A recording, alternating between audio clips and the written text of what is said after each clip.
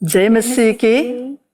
हम आप सभी दर्शकों को विशेष रूप से एक नए कार्यक्रम में यहाँ पर हम स्वागत करना चाहते हैं, जिस कार्यक्रम का नाम है नियति के साथ जुड़ने वाली महिलाएं। ये जो कार्यक्रम है ये विशेष रूप से हम कलीसिया के उन महिलाओं के लिए हम कर रहे हैं। इसका निर्माण इस तरह से किया गया है ताकि हम सभी महिलाएं जो परमेश्वर ने हमें इस धरती पर भेजा कि हमारे जीवन में परमेश्वर का जो बुलावा है वो सार्थक होने पाए। जैसा कि धर्मशास्त्र बाइबल योएल के पुस्तक 2 अध्याय के 28वें वचन में इस तरह से कहता है कि अंत के दिनों में मैं अपनी आत्मा हर एक पर उंडेलूंगा। हर एक का मतलब है, वहाँ पर लिखा हुआ है कि बाल बच्चे से लेकर जवान युवाओं से लेकर बड़े बुजुर्ग और बूढ़े व्यक्तियों तक, यहाँ तक कि वहाँ पर इस तरह से लिखा गया है कि सेवक सेविका दास और दासियों पर भी उनका आत्मा उंडेला जाएगा। तो परमेश्वर क्यों अपनी आत्मा इन अंत के दिनों में हर एक पर उंडेलने वाला है? इसका ये मतलब है कि वो एक सामर्थी कार्य को करने वाले हैं अपनी कलीसिया के द्वारा।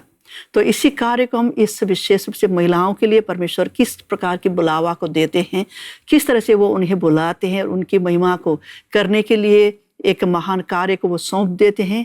तो हम इस समय उस विचार को हम साझा करने जा रहे हैं कि परमेश्वर महिलाओं के इन अंत के दिनों में किस प्रकार की जिम्मेवारी की एक भूमिका को देने वाले हैं। तो आज हमारे बीच में इस तर्क को साझा करने के लिए मंदिरा है और लीडिया है। तो हम तीनों मिल करके हम बाइबल में से कई सारे महिलाओं के बारे में हम चर्चा करेंगे जिनके जीवन पर परमेश्वर ने एक नियति को लेकर के आए और उन्होंने अपनी नियति को अपने जीवन में पूरा किया है। तो मैं आप लोगों से ये प्रश्न करना चाहूँगा कि महिला की नियति के बारे में जैसे हम आज के दिन बात करने जा रहे हैं कि क्या मतलब होता है इसका? आप क्या सोचते हैं जब एक महिला की नियति बोल करके हम बात करते हैं? मुझे लगता है कि महिला की नियति का मतलब वो स्त्री है जिसे प्रभु अपने बड़े बड़े कामों के लिए इस्तेमाल करते हैं। बिल्कुल सही है। आपका कुछ कहना है इसके बारे में? हम स्त्री लोगों को प्रभु ने विशेष बड़े बड़े काम करने के लिए बुलाया है। और जैसे हम बाइबल में देखेंगे तो हन्ना, दबरा, मीरियम जैसे प्रभु ने बुलाया है उन लोगों को एक शक्तिशाली काम करने के लिए।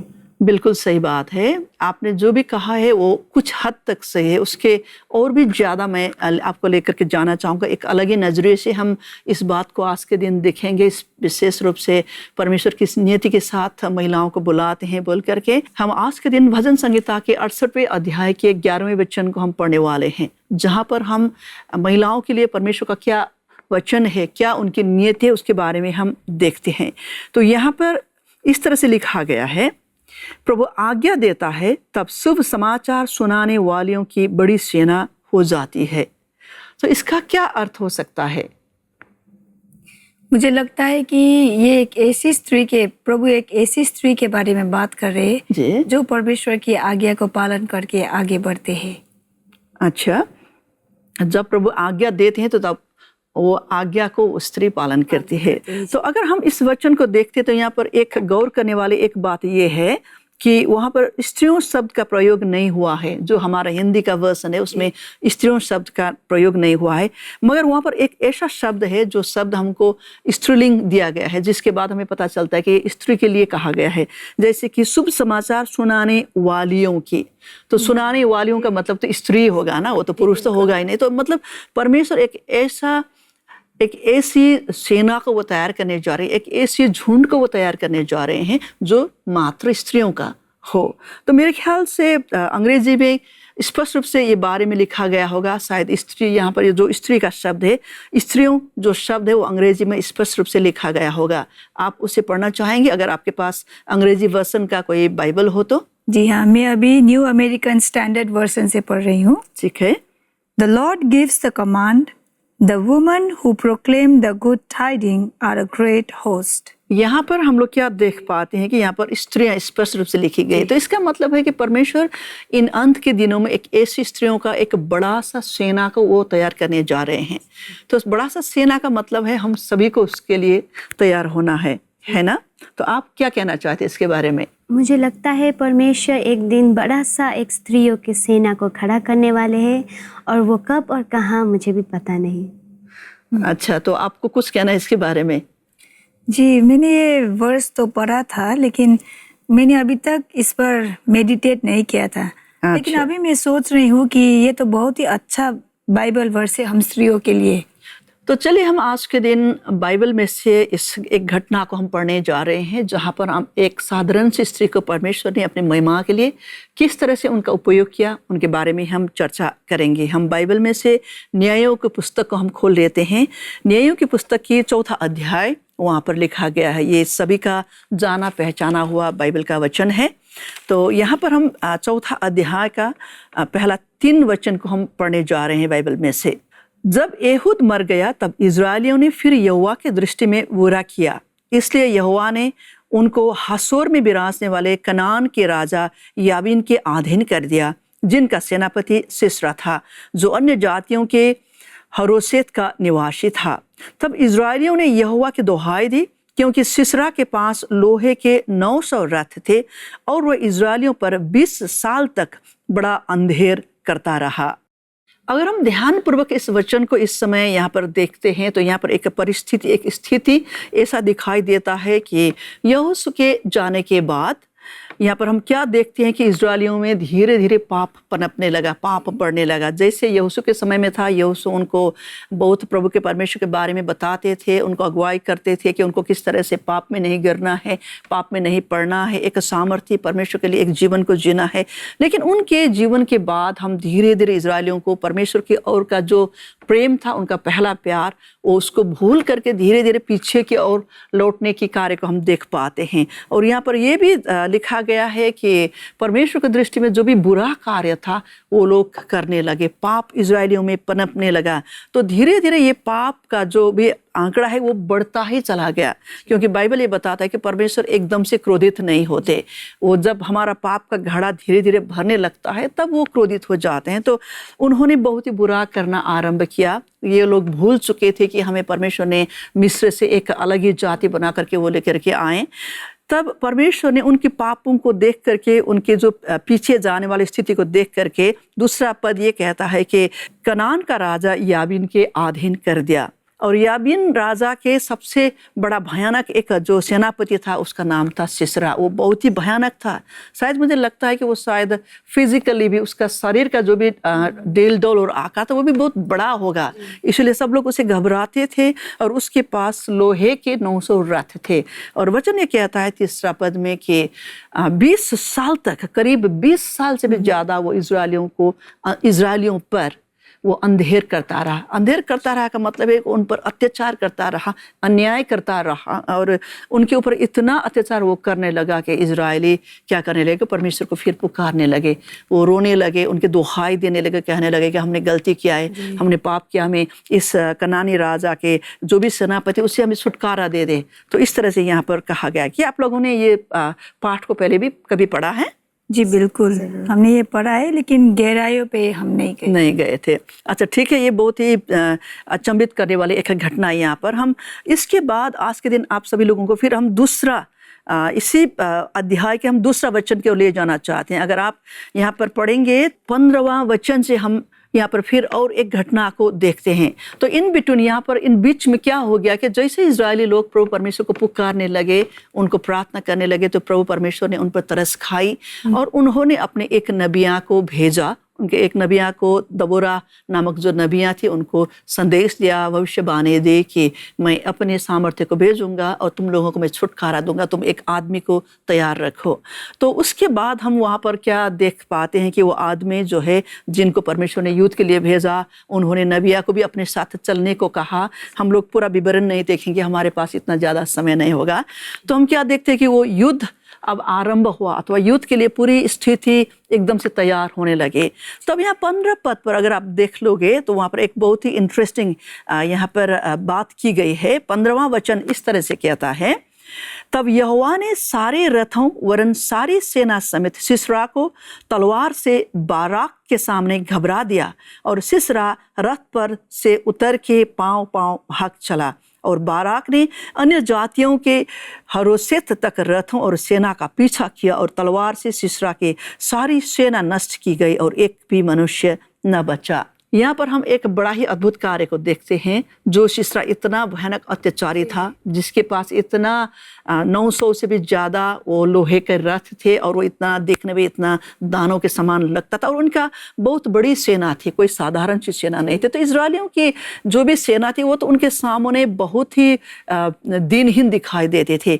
लेकिन जब यहोवा ने ठान ली, जब यहोवा परमेश्वर ने वचन दिया, उन्होंने भविष्यवाणी की कि मैं तुम्हें विजय दिलाऊंगा, तो उन्होंने सचमुच में ऐसा आश्चर्य कार्य किया, अद्भुत कार्य किया कि ये वचन 15 वचन ये कहता है कि सिसरा के मन में परमेश्वर ने बाराक का जो भय डाल दिया, इजरायलियों का भय जो इतना भयानक रूप से डाल दिया कि सिसरा अपने आप क्या करने लगा, वो लड़खड़ाने लगा। उसने सोचा कि आज तो मेरा खैर नहीं है, मेरा जो भी जितना भी सामर्थ्य था, मैं जितना भी बहुत ही एक निडर व्यक्ति था, उनका वो सारे के सारे निडरता चली गई। और वचन ये भी कहता है कि सिसरा भागने लगा, इतना भयभीत कर दिया परमेश्वर ने उसे कि वो भाग गया। और उसके भागने से उसके जितने भी जो भी सेना थी, पूरी की पूरी सेना, 16वें वचन कहता है कि पूरी की पूरी सेना को बाराक ने क्या कर दिया, खत्म कर दिया, यहाँ तक भी एक भी मनुष्य ना बचा। तो ये कार्य तो सिर्फ हमारा परमेश्वर ही कर सकते हैं, ये तो कोई मनुष्य द्वारा करने वाली कोई बात है ही नहीं। इसके नीचे अगर आप पढ़ते हुए जाएंगे तो यहाँ पर एक बहुत ही अच्छा बात आपको दिखाई देता है, बहुत ही अद्भुत बात आपको दिखाई देता है कि 17वां वचन ये कहता है कि सिसरा पांव पांव हेबेर केनी की स्त्री याएल के डेरे की ओर भाग गया, क्योंकि हासोर के राजा याबिन और हेबेर केनी में मेल था। तब याएल सिसरा से भेंट के लिए निकलकर उनसे कहने लगी, हे मेरे प्रभु, आ मेरे पास आ और न डर। तब वो उसके पास डेरे में गया और उसने उसके ऊपर कंबल डाल दिया। तो यहाँ पर हम इस घटना को क्या देख पाते हैं कि जैसे ही सिसरा भागता हुआ जा रहा था, वो बहुत ही थका हुआ था, वो बहुत ही मतलब एकदम से डरा हुआ था और पूरी तरह से वो डर के मारे वो कांप भी रहा था, उसका सांसें भी फूल रही थी। और वो भागते भागते जैसे चला गया तो वो कहाँ आ पहुँचा, वो एक स्त्री याएल के डेरे के सामने वो आ पहुँचा। वो ये याएल जो स्त्री थी वो हेबेर केनी की पत्नी थी। और हेबेर केनी कौन था? वो जो सिसरा है, सिसरा के राजा याबिन और हेबेर केनी में बहुत ही ज्यादा मित्रता थी। इसका मतलब ये है कि जैसे ही सिसरा ने केनी की स्त्री याएल को देखा, वो बहुत ही क्या हुआ होगा, प्रसन्न हुआ होगा, उसे बहुत ही एक आराम और एक राहत महसूस हुई होगी कि मेरे ही अपने जो स्वामी है उनके मित्र के घर में आ पहुंचा, तो कम से कम एक ऐसी जगह पर मैं आ पहुंचा हूं जहां पर अब मुझे मेरे प्राणों की कोई खतरा नहीं है। क्योंकि वो भाग रहा था, मुझे पता था कि वो तो इजरायलियों के जगह पर वो आ पहुंचा है, किसी भी क्षण जो बाराक है वो अपनी सेना को लेकर के उसे खत्म कर सकता है। तो जिस समय उसने याएल को देखा, वो इतनी राहत को उसने महसूस किया, इतनी आराम उसने महसूस किया कि चलो आज के दिन मैं बच गया। 18वें वचन में जैसे हम पढ़ते हैं कि जैसे ही हेबेर केनी की स्त्री याएल ने उसे देखा तो उसने उसको बुलाया, उसको स्वागत किया, उसको कहा कि स्वामी आ जा, और उसके अपने घरों के अंदर उसने लेकर के वो गए और वो वचन कहता है कि उनके ऊपर उसने कंबल से उसे ढक दिया। इसका ये मतलब है कि जो याएल थी वो ये सिसरा को ये जताना चाह रही थी कि अब तुम यहाँ पर सुरक्षित हो, तुम्हें कोई नहीं देख सकता, कोई नहीं तुझे पकड़ पाएगा और तो एकदम आराम से सुरक्षित यहाँ पर तो रह सकता है। और 19वां वचन में आप ये पढ़ सकते हैं, तब सिसरा ने उससे कहा, मुझे प्यास लगी है, थोड़ा सा पानी पिला। सिसरा की हालत को जैसे हम देखते हैं कि वो बहुत दूर से भागता हुआ आ रहा था, इतना दूर से कि उसको पानी पीने की भी कोई मौका ना मिला, और जहाँ पर वो आ गया उसको शायद पानी भी ना मिला हो। जंगलों के रास्ते, उजाड़ स्थान के रास्ते वो दौड़ भाग करके आ रहा था, क्योंकि जब लोगों को अपने ज़िंदगी का जो भी वो है, अपने जीवन की जब उनको सुरक्षा का जो भी महत्व उसको दिखाई देता है, तो वो सब क्या करते हैं, उसको छोड़ छाड़ करके सुरक्षा के लिए अपने प्राणों को जोखिम में न डाल करके कहाँ से मैं अपने प्राण को बचा पाऊँ, इसके लिए ये लोग क्या करते हैं, उसके लिए लड़ते रहते हैं। तो यहाँ पर हम क्या देखते हैं कि उसको पानी, बहुत ही प्यास लगी हुई थी, तो उसने कहा कि मुझे क्या पिलाओ, पानी पिलाओ। शायद वो थोड़ी सी राहत की सांस लेने के बाद ही उसने कहा कि मुझे थोड़ी सी पानी पिलाओ। तब यहाँ पर याएल ने क्या कर दिया कि तब उसने दूध की कुप्पी खोलकर उसे दूध पिलाया और उसको उड़ा दिया। तो यहाँ पर याएल ने उनको पानी से और ज़्यादा दूध उनको पिलाने के कार्य उन्होंने यहाँ पर किया। तो मैं थोड़ा सा अचंभित हो गया इस बात को लेकर के, क्यों उसने दूध को पिलाया, क्योंकि उसे तो प्यास लगी थी। जब भी हमें प्यास लगती है तो हम आम रूप में पानी ही पीते हैं, क्योंकि पानी से जिस तरह का प्यास बुझता जाता है वो शायद दूसरी चीज़ों से नहीं बुझता। तो आप कुछ कहना चाहेंगे इसके बारे में कि क्यों उन्होंने उसको दूध पिलाया होगा पानी के बदले? बिल्कुल, जैसे कि आपने कहा कि जब भी मैं ये वचन को अध्ययन करती हूँ, ये अध्याय को विशेषकर, तो मेरे मन में भी यह सवाल था कि क्यों याएल ने उसे पानी के बदले दूध दिया। तो वैसे क्या मैं एक बात आपसे साझा करूँ? ये आप कर सकती हैं ना, हमें मजा आ रहा है सुनने में। जी, मैं एक बार एक बुक पढ़ रही थी और वहाँ पर क्या लिखा हुआ था कि याएल जो है उसे पता था कि परमेश्वर ने सीसेरा को पहले ही बाराक और नबिया दबोरा के हाथ पे दे दिया था। जी, क्योंकि अगर जब भी आप जैसे कह रहे थे कि जब भी वॉर होता है तो लोगों को सब कुछ पता होता है कि अभी हमारे देश लड़ रहे हैं, ये सब कुछ। तो वैसे ही उन लोगों को पता था कि क्योंकि जो जिस तरह से अगर आपने एक्सप्लेन किया, जिस तरह से परमेश्वर ने बाराक के हाथ में सीसेरा को दिया, ये तो एक मिरेकल ही है। जी।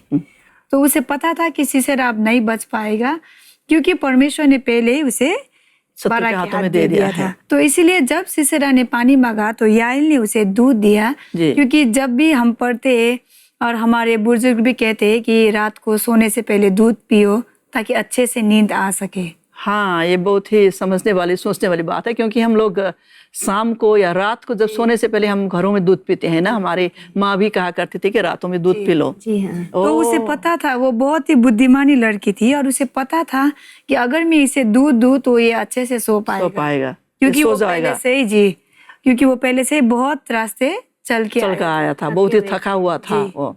तो पानी के बदले उसने दूध दिया ताकि वो अच्छे से सो पाए और वो उसे मार सके आराम से, आसानी से मार सके। बहुत ही अद्भुत बात हमने सुनी है ना, कि नहीं पता था हमको अभी तक कि उसने क्यों दूध दिया और पानी क्यों नहीं दिया। बहुत ही अच्छा बात आपने हमसे साझा करी। तो एक स्त्री यहाँ पर हम देखते हैं, एक घरेलू महिला है ये, जो घर में रहती है, अपने पति की सेवा करती है, क्योंकि आम लोग जब हम देखते हैं आम स्त्रियां उनके घरों के कामों से ही उनके फुर्सत नहीं मिलती है। तो यहाँ पर भी हम एक आम स्त्री को देखते हैं जो अपने घर में यहाँ पर एक व्यक्ति को वो उसने दूध पिला करके उनके जैसे दिखाने में उनकी सेवा करी, लेकिन वो एक हिसाब से मेरे ख्याल से परमेश्वर ने उनको पहले से बता दिया था कि जो भी घटना होने वाला है वो भी एक नबिया ही थी जिनको परमेश्वर ने पहले ही तैयार करके रखा।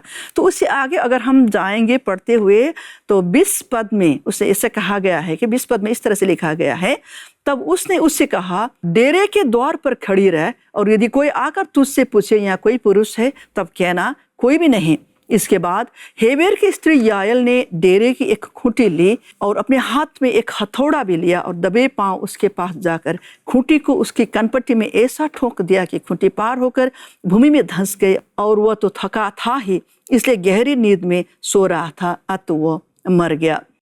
यहाँ पर हम क्या देखते हैं कि एक साधारण सी स्त्री, मैं इस बात को जैसे मैं पढ़ रही थी तो मैं बहुत ही अचंभित हो गई।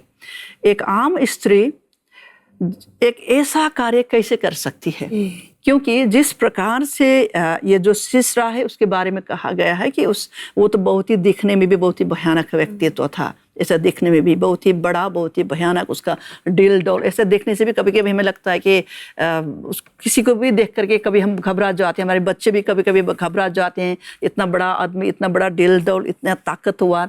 तो ऐसे व्यक्ति को उसने इतनी आराम से बगैर डरे, बगैर किसी प्रकार की भय अपने मन में रखे हुए उसने उसके ऊपर कंबल को उड़ा दिया। और साथ ही बाइबल ये बताता है कि उसने क्या ले, एक खूंटी को उसने ले लिया, हथौड़ा को उसने ले लिया और उसने उस खूंटी और हथौड़ा का इस्तेमाल के द्वारा उसकी कनपट्टी पर उसने उस खूंटी को रख के हथौड़ा से इस तरह से मारा। तो इसमें भी अचंभित करने वाली बात यह है कि उसने बहुत ज्यादा ऐसा तो नहीं किया होगा, क्योंकि ऐसा करने से तो वो खड़ा हो जाएगा, वो जाग जाएगा। वो छोटी से भी उसकी आवाज से अगर वो जाग गया उस दिन, तो याएल का तो कोई खैर नहीं, तो वो तो उसको मसल के रख देगा ना, क्योंकि इतना बड़ा आदमी था। तो किस तरह से उसने मारा होगा, कभी कभी मैं सोचती हूँ, मतलब शायद एक ही ताकत में उसने क्या किया होगा। वो हथौड़ा से उसको जो कनपट्टी पर उसने वो खूंटी रखा था उसको एक ही ताकत से उसने डाल दिया होगा।